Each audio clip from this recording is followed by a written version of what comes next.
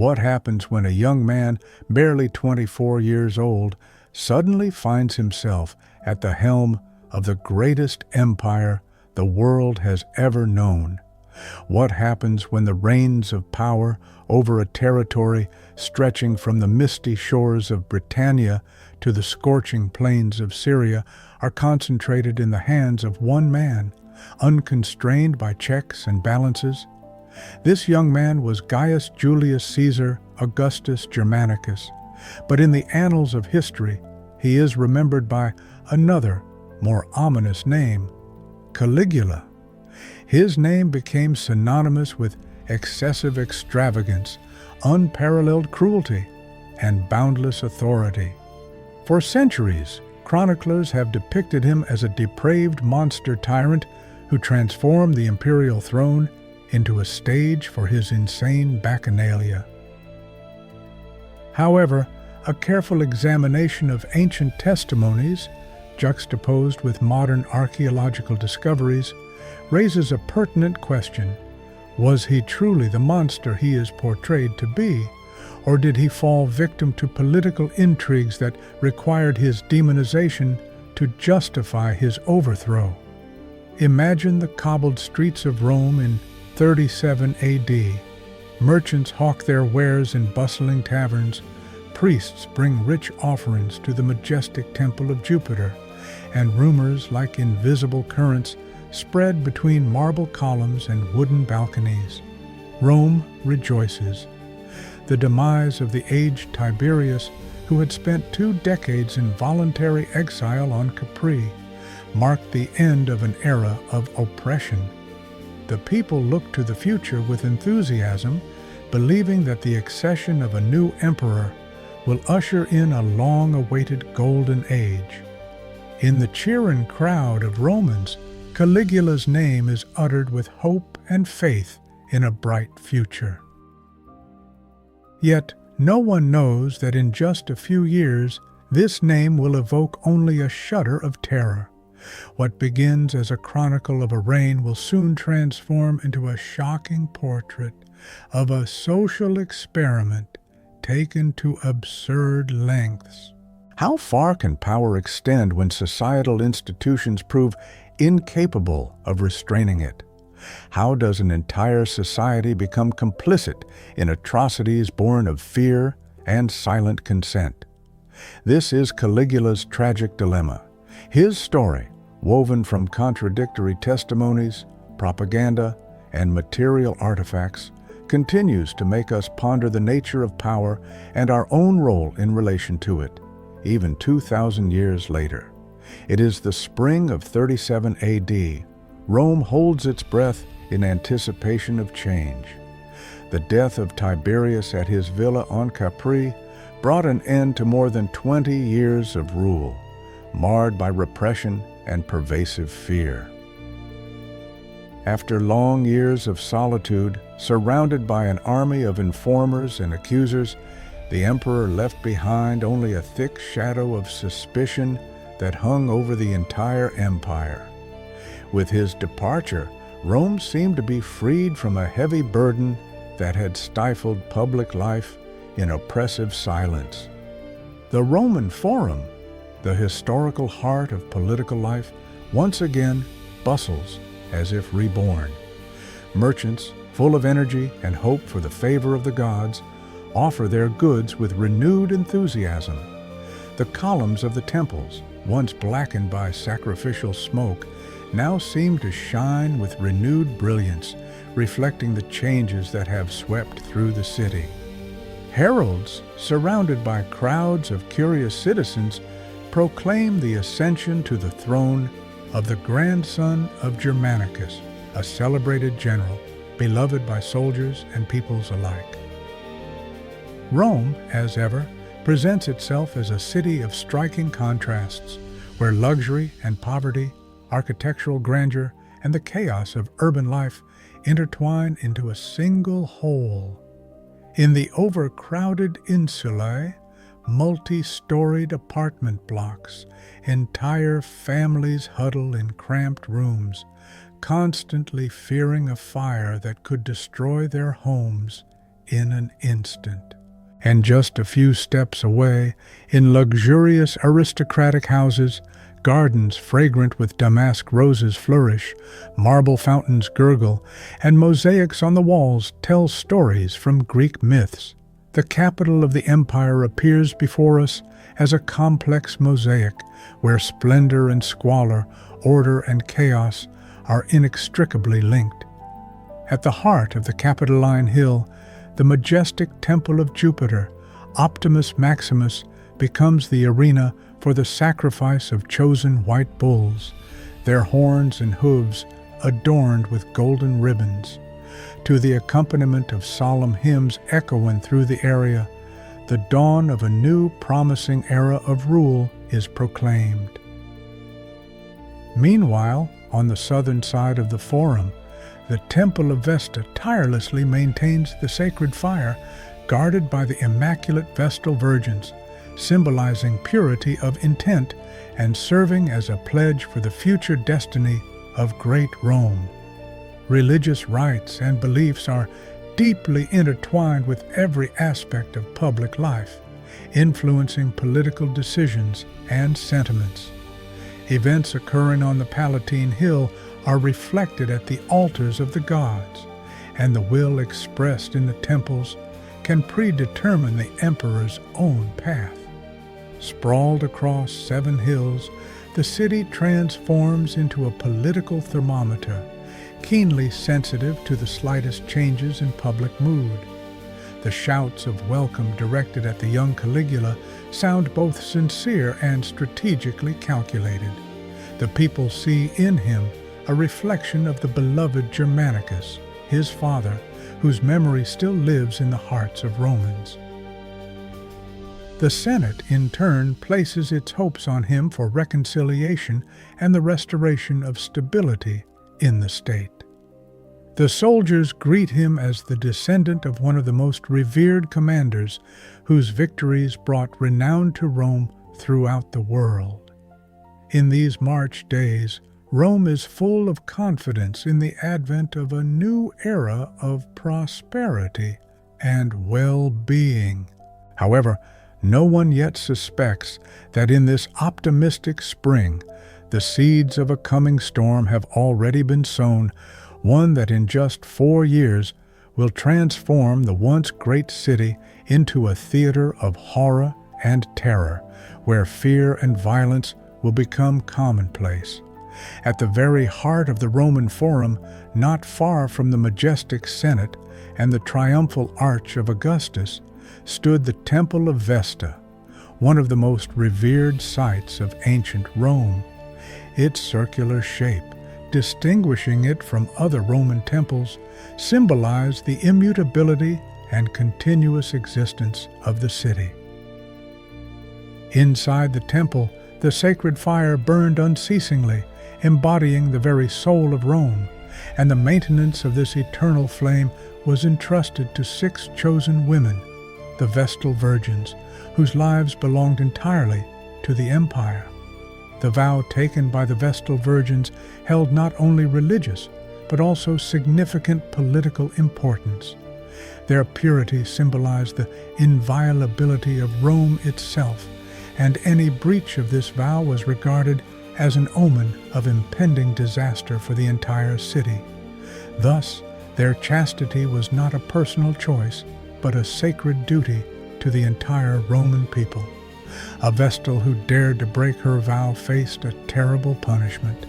She was buried alive in an underground chamber in the silent presence of a crowd. At the same time, Vestal virgins enjoyed exceptional privileges in a society where women's roles were limited to the domestic sphere. They had the right to own property, make wills, grant freedom to slaves, and their testimony in court was equivalent to that of 2 men. Walking through the streets accompanied by lictors, they commanded universal respect, and even consuls bowed before them as a sign of deference. In fact, these women stood above ordinary laws, being simultaneously objects of worship and inspiring sacred awe. During Caligula's reign, when fear permeated every corner of Rome, the chief vestal was Cornelia Maxima, a woman who had dedicated over 3 decades to the service of the goddess Vesta. Her strictness and unwavering discipline were widely known, and her authority was unquestioned. Serving alongside her in the temple were young maidens from the city's most influential families: Claudia Pulchra, a very young representative of the imperial dynasty; Livia Octavia, a direct descendant of Augustus himself, as well as other daughters of noble houses, selected with meticulous care after complex auguries and sacred rituals. They were not merely guardians of the sacred fire, symbolizing the undying life of Rome, but also guarantors of the state's religious and political stability. The connection between the Palatine Hill, where the emperors resided, and the Temple of Vesta always held a delicate and subtle character. While the Caesars concentrated earthly power in their hands, the Vestal virgins safeguarded the favor of the gods, so essential for the empire's prosperity. This balance was extremely precarious. No emperor could afford an open conflict with the Vestals, for that would mean challenging the very foundations of Roman tradition and religious order. However, it was precisely this balance that was severely tested during Caligula's reign. In his person, the unwavering religious purity of the Vestals clashed with the unlimited arbitrary rule of absolute power. And in this dramatic confrontation lay one of the most sinister aspects of his reign. How far could an emperor go in his madness before daring to violate even the most sacred taboos protected for centuries by the Roman people? To truly grasp the essence of the young ruler who ascended the throne of the Roman Empire in 37 AD, one must delve into the origins of his biography, to a childhood overshadowed by grandeur, personal tragedies, and an all-consuming sense of danger. Gaius Julius Caesar Augustus Germanicus, better known as Caligula, was born into a family that commanded immense respect, but was simultaneously under constant threat. His father, Germanicus, was one of the most distinguished generals of his era, having achieved a series of brilliant victories in the Germanic lands and enjoying the boundless love of both soldiers and the common people. His very presence in battle instilled confidence and boosted the morale of the legions. However, this universal love and fame bred envy in the heart of Tiberius, the then emperor, who saw a potential threat to his own power in his nephew.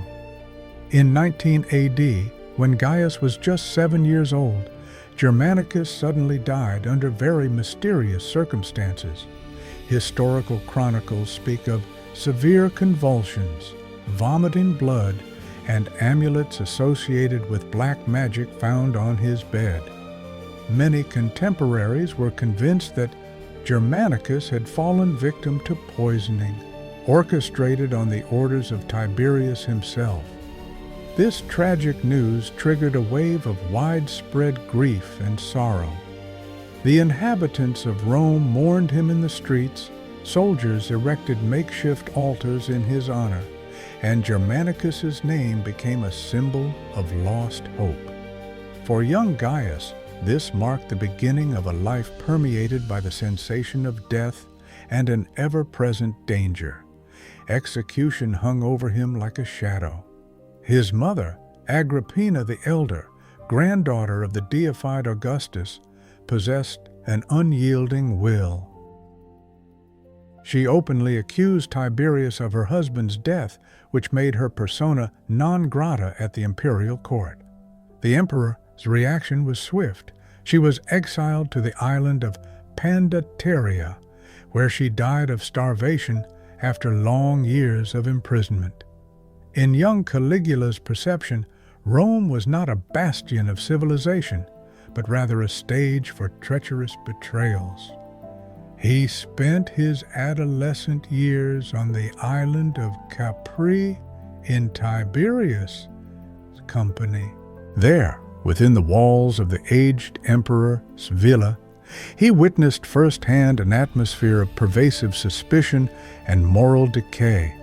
According to Suetonius and Dio Cassius, Capri transformed into a place where executions were a common spectacle, and backroom intrigues an everyday affair.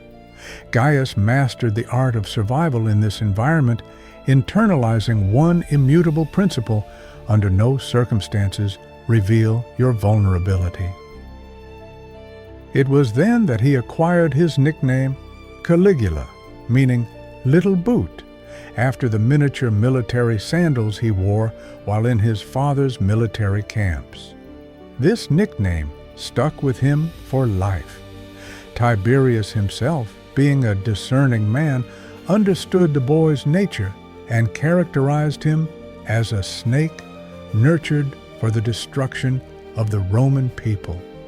And he was not mistaken in his assessment. It was on Capri that Caligula came to understand that politics was a theater of hypocrisy, where a smile could conceal a deadly dagger and feigned humility was the only way to stay alive. Thus, under the weight of circumstances, the young heir to the throne was formed, entering his 24th year, burdened not only with imperial power, but also with deeply rooted neuroses inherited from a dynasty marked by suspicion, cruelty, and an all-consuming fear. When Caligula was elevated to the imperial throne in March of 37 AD, Rome was gripped by a wave of jubilation.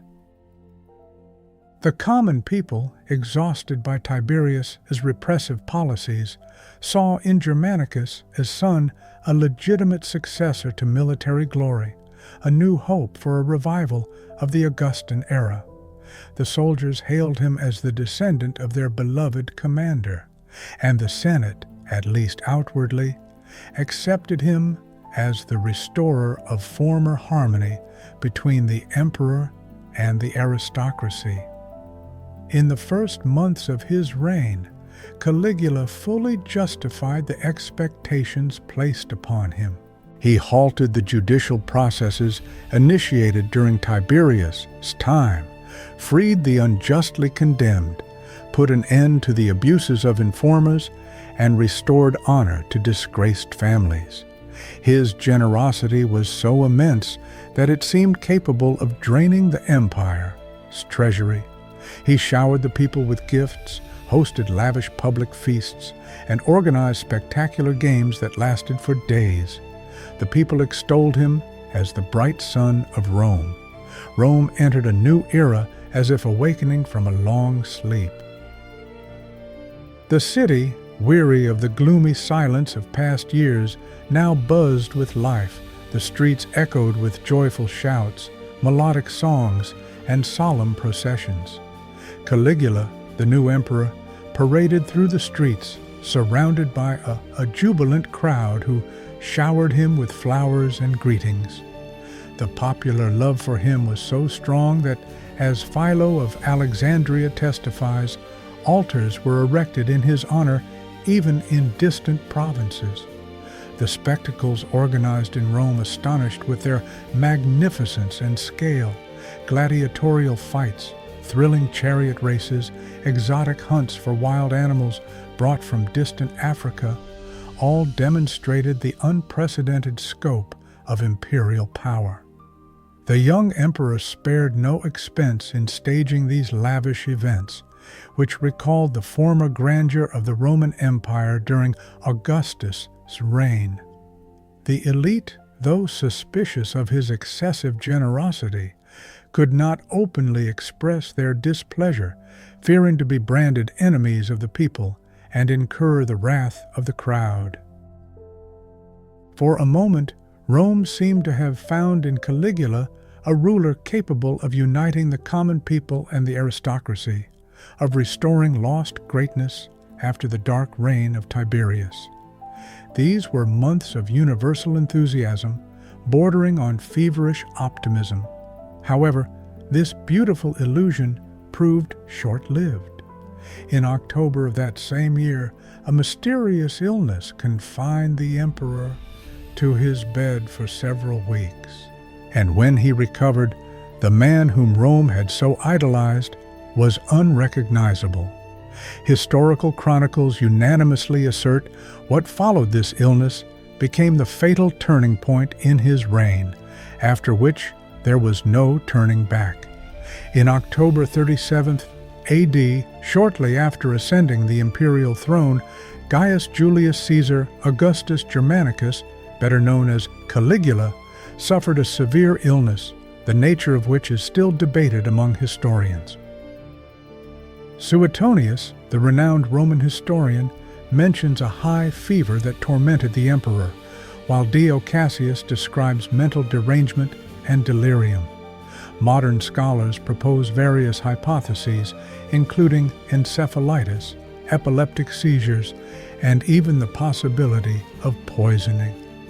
For several weeks, Rome remained in anxious anticipation as the young emperor, barely 24 years old, desperately fought for his life. The Senate, concerned about potential state destabilization, secretly began discussing candidates for succession. At the same time, the common people filled the temples, offering prayers and sacrifices to Jupiter, Aesculapius, and other deities, hoping for the emperor's recovery. According to eyewitnesses, in his delirium, Caligula whispered the names of Eastern gods, which was unusual for Romans, as if seeking support beyond the traditional pantheon. Doctors employed all known treatments, purgatives, bloodletting, decoctions of rare herbs, magical amulets, and solemn prayers, but the emperor's condition did not improve. However, to everyone's surprise, Caligula managed to overcome the illness and return to life. But, according to those who knew him closely, the experience left an indelible mark on his soul. He ceased to be the generous ruler who staged lavish spectacles and showered the people with gifts. He transformed into a man touched by the shadow of death. The illness that afflicted the young emperor heralded tragic changes that clouded the brilliance of the Roman Empire. Rumors circulated that in his delirium he imagined himself not merely a ruler, but an embodiment of divinity, which gave rise to his maniacal pursuit of the title Dominus et Deus, a symbol of boundless power and divine majesty. Enthusiastic jubilation was replaced by an atmosphere of pervasive fear, where extravagance and despotism became the primary instruments of his rule. The autumn illness not only undermined the emperor's health, but also radically altered the course of the great empire. After his supposed recovery in 37 AD, Caligula appeared before the Romans as a sinister caricature of himself. From a popular favorite, he transformed into an unpredictable tyrant whose actions were impossible to foresee. The first ominous sign was his morbid suspiciousness. Dio Cassius wrote that the emperor no longer tolerated jokes or criticism, seeing treason in every word and action. He ruthlessly dealt with those who dared to discuss possible successors during his illness, viewing it as a conspiracy against his authority. Gratitude towards the Senate and his allies turned into searing hatred. Suetonius asserted that, having come to believe in his own divinity, Caligula demanded worship as a living god, tolerating no dissent. Caligula's transformation reached its zenith in his maniacal quest for divine recognition. He insistently demanded to be addressed as Dominus et Deus, a title that even Augustus himself considered excessive. The emperor not only desired veneration, but ordered his statues to be erected in sacred temples, boldly appropriating the attributes of supreme deities, Jupiter, Apollo, and even Venus. This act blurred the lines between male and female, sacred and secular, demonstrating his boundless self-exaltation. Extravagance became another striking feature of his reign. While at the beginning of his rule he spent funds to win popular affection, he now recklessly squandered resources on absurd projects, astounding in their lavishness. The most famous example was the floating bridge across the Bay of Baiae, constructed from connected ships. Caligula, clad in the armor of Alexander the Great, ostentatiously rode across this bridge on horseback, symbolizing his grandeur and ambition. These exorbitant expenditures depleted the reserves intended for supplying entire provinces with food, which caused popular discontent. At the same time, rumors began to spread about his depraved private life. He was accused of incestuous relations with his sisters, forcing senators to prostitute their wives at orgies, and transforming the imperial court into an arena of unrestrained excess and debauchery. Modern historians caution against uncritically accepting these accusations, pointing to possible exaggerations and political motivations. However, the fact remains undeniable. Caligula, once perceived as the golden boy, transformed in the eyes of the Romans into a capricious and cruel tyrant, mired in self-will and madness. In the city that had only recently hailed him as a rising star, fear was now brewing.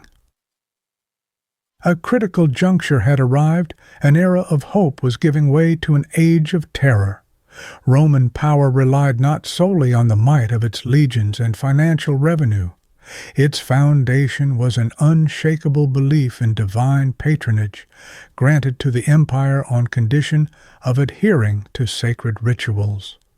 Among numerous religious institutions, the College of Vestal Virgins held a special place, inspiring both reverence and awe. 6 priestesses, ministers of the Temple of Vesta, guarded the eternal flame, a symbol of Rome's soul.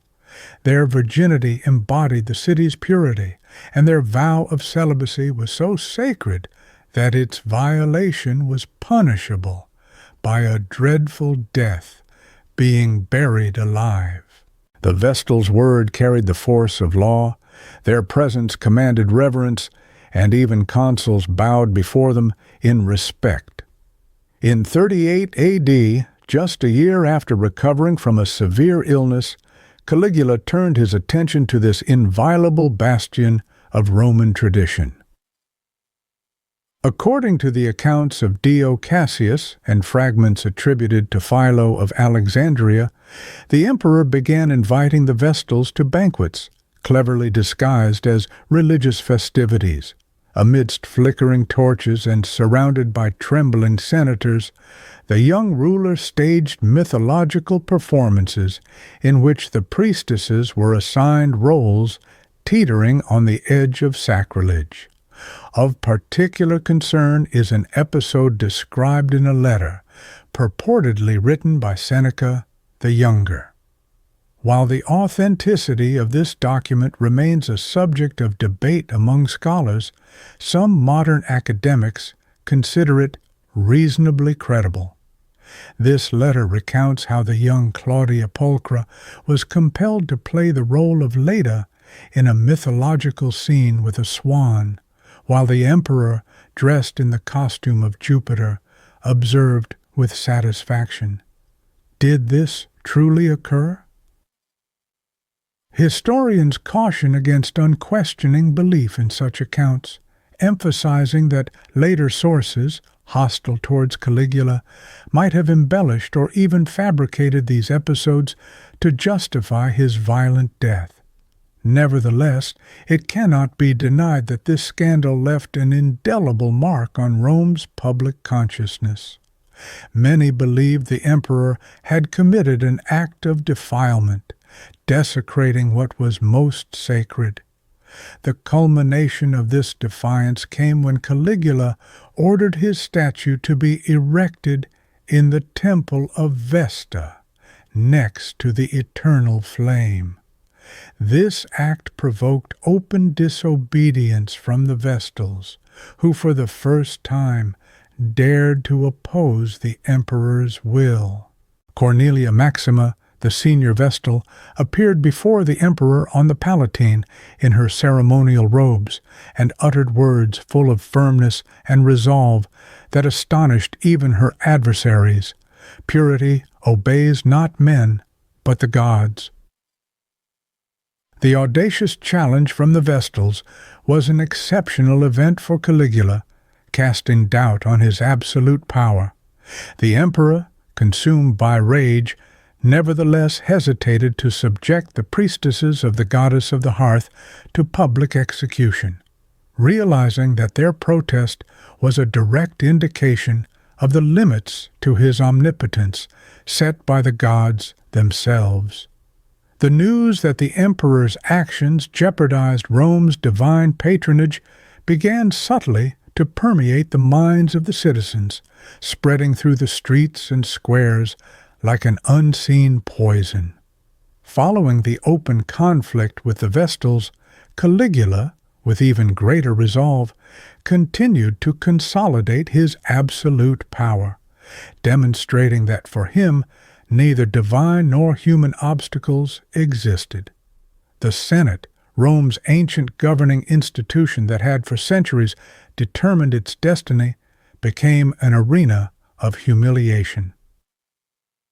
Caligula convened sessions merely to mock the senators, forcing them to participate in absurd displays, running alongside his chariot during circus races, or kissing his feet before the assembled crowds.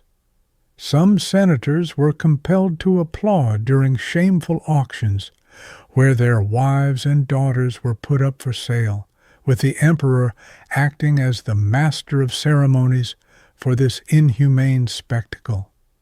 Caligula showed no leniency even towards his closest associates, demonstrating that no one was immune to his cruelty and arbitrary rule.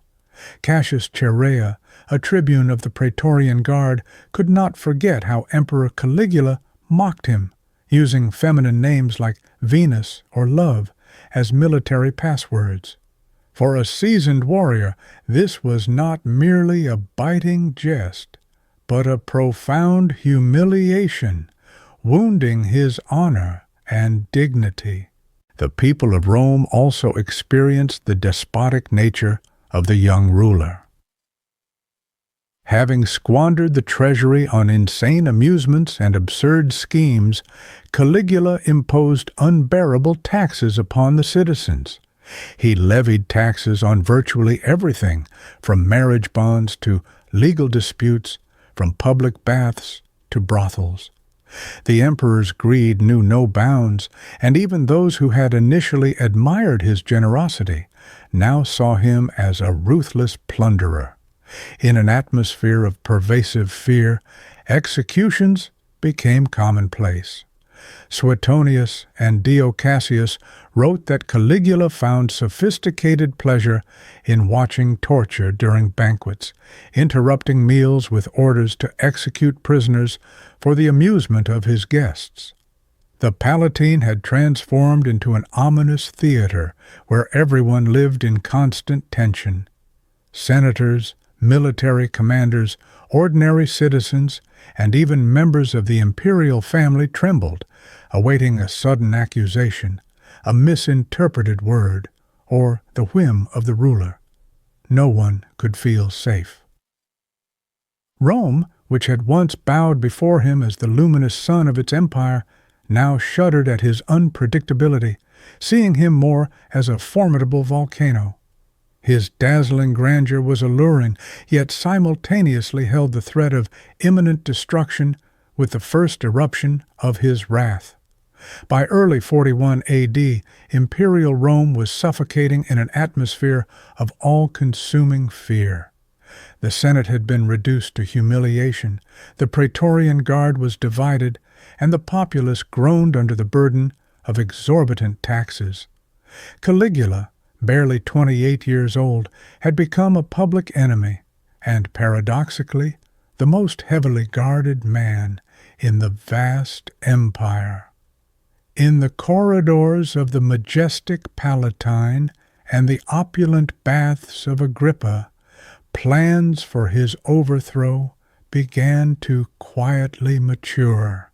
The conspirators were a colorful and diverse company, senators whose dignity had been wounded, brave officers of the guard, and even members of noble families who had endured public humiliation.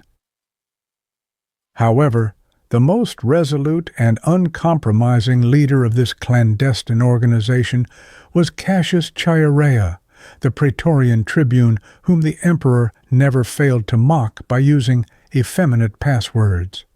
For Chaerea, participation in the plot was driven not only by political motives, but also by deeply personal feelings. It was his vengeance for years spent in humiliation and the trampling of his dignity. Preparation for the coup was conducted in the strictest secrecy, with desperate determination. The conspirators were acutely aware that failure would mean brutal reprisals for themselves and their families. In their secret meetings, they even discussed the possibility of involving the Vestals in the conspiracy. The conspirators against Caligula faced a delicate problem. They needed to maintain public support while avoiding accusations of blasphemy.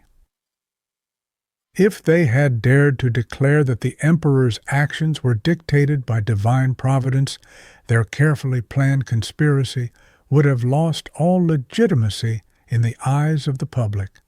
Some historical sources suggest that the conspirators were secretly warned against making such statements, though this cannot be documented.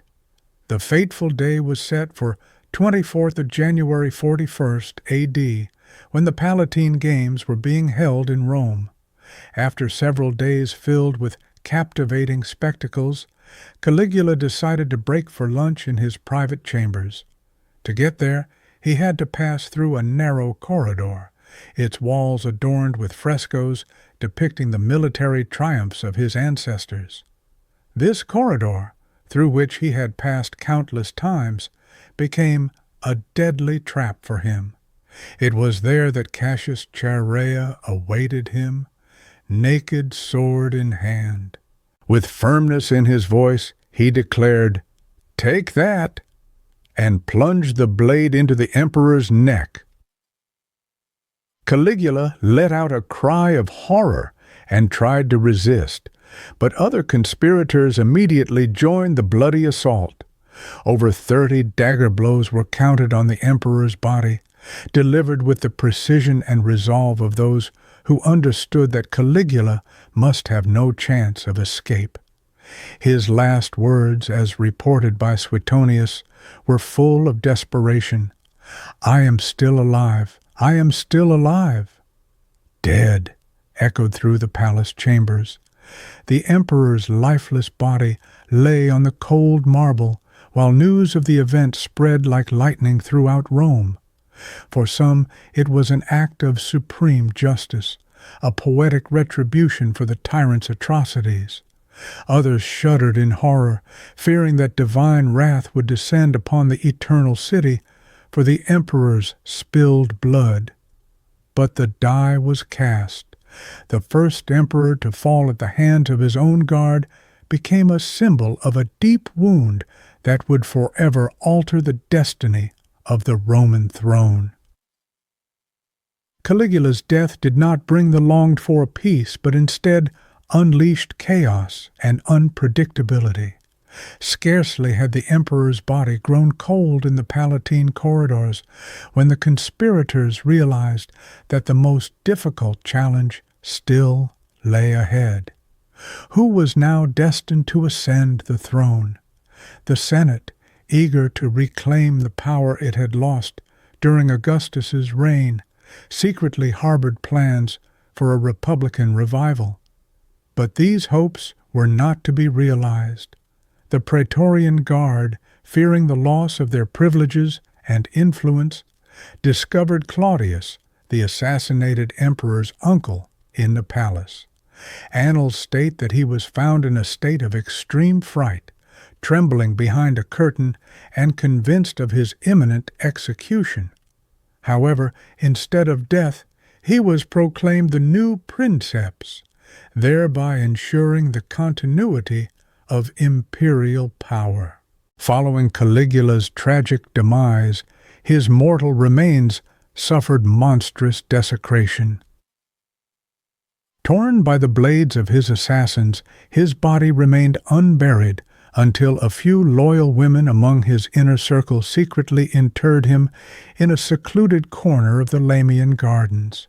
There were no sorrowful rituals, no solemn processions, no official farewell ceremonies. The Senate, consumed by a thirst for vengeance, decreed the application of damnatio memoriae, the condemnation of memory, against him. All his statues were ordered to be destroyed, his name erased from inscriptions, and any mention of him removed from official annals. Rome sought to erase Caligula from history, as if his reign had never been. However, oblivion proved unattainable. His persona, shrouded in an aura of madness and depravity, outlived many of his successors to the throne. The propaganda machine, intended to consign him to oblivion, instead transformed him into an ominous legend, a warning about the perils inherent in boundless power. Damnatio memoriae, rather than destroying him, granted him a peculiar immortality. Among the populace, his eccentric antics were ridiculed in bawdy songs and ditties. Senators recalled him as the embodiment of tyranny, and historians used his image as a stark example of what a ruler should not be. Thus, the attempt to erase Caligula's memory paradoxically led to his name, Caligula, becoming 2 millennia later synonymous with corruption, madness, and the exorbitant abuse of power in the imperial era. Caligula's story, shrouded as it is in a dense veil of speculation and biased assessments, rightly occupies one of the most ominous places in the annals of the Roman Empire. He was lauded to the heavens as a savior, yet also trembled before as a ruthless despot, and at the end of his earthly journey he was put to death as the embodiment of evil. But behind these extremes of adoration and fierce hatred lies a far more uncomfortable and bitter truth. His reign, like a distorted mirror, reflected the vices of a society that not only tolerated but also indulged his unrestrained whims. Ancient chroniclers, from the pen of Suetonius to the works of Dio Cassius, crafted an ominous image of the emperor, concentrating within it the most repulsive traits of human nature: unbridled lust, unmotivated cruelty, complete disregard for established institutions, and a maniacal drive for self-deification. Yet, behind every line directed against him, political motives were clearly discernible. It was necessary at all costs to justify his violent death and legitimize the ascension to power of those who took his place after his tragic downfall.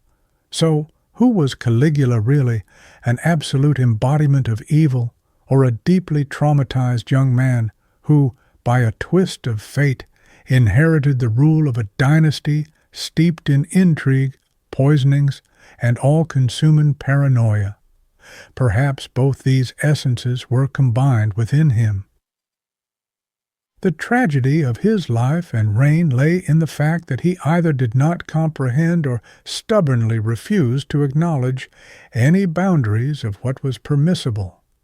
And when a person devoid of restraining factors finds themselves at the head of the world's most powerful empire, the consequences become truly catastrophic and, alas, inevitable. Caligula's demise did not bring long-awaited relief to Rome, but heralded new intrigues and upheavals. The Senate, weakened by the mad emperor's rule, and the Praetorian Guard, having realized its power to make and unmake rulers, entered into a struggle for authority. This lesson, learned at the cost of blood and chaos, was long etched into history. The imperial throne belonged not only to the rightful heir, but also to those who possessed enough strength to hold or seize it. 2 centuries later, as the Roman Empire was already in decline, Caligula's name remained an ominous warning about the consequences of absolute power, combined with arbitrary rule and fear. Even today, 20 centuries later, his image continues to both attract and repel, serving as a reminder that Rome's history is also the story of human vulnerability to the allure of power. In the shadow of his reign, a question remains pertinent to this day. To what extent are we responsible for the tyrants we tolerate?